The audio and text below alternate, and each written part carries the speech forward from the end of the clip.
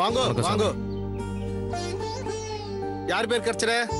ஷோபா, மகர் ராசி, ஆயில்ய நட்சத்திரம். இந்த பேருக்கு என்ன இது விசேஷமா?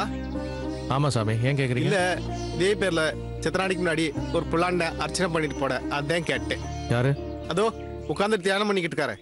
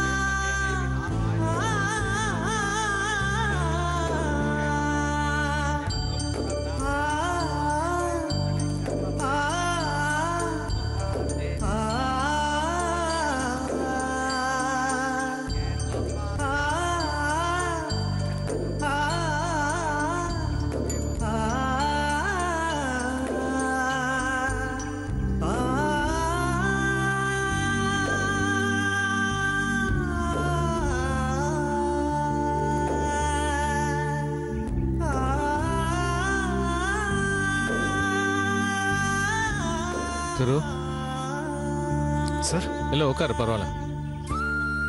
என்ன உங்க அத்தை பேர்ல அர்ச்சனை பண்ணியா?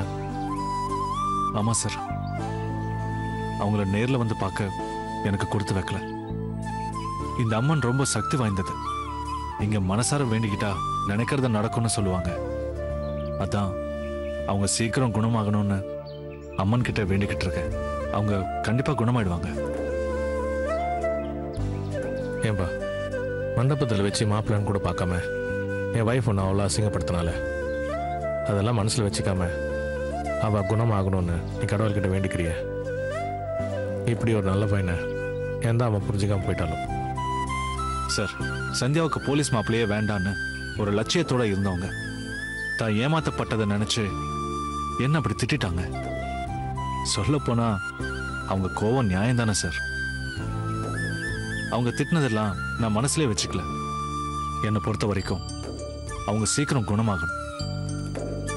எங்களோட பிரார்த்தனை பலிக்குதோ இல்லையோ, ஆனால் கண்டிப்பாக உன் பிரார்த்தனை பலிக்கும்.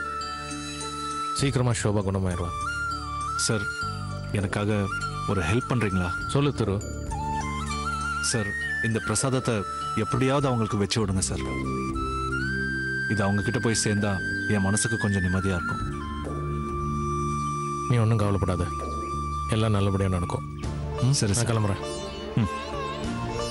வரேன். Okay sir.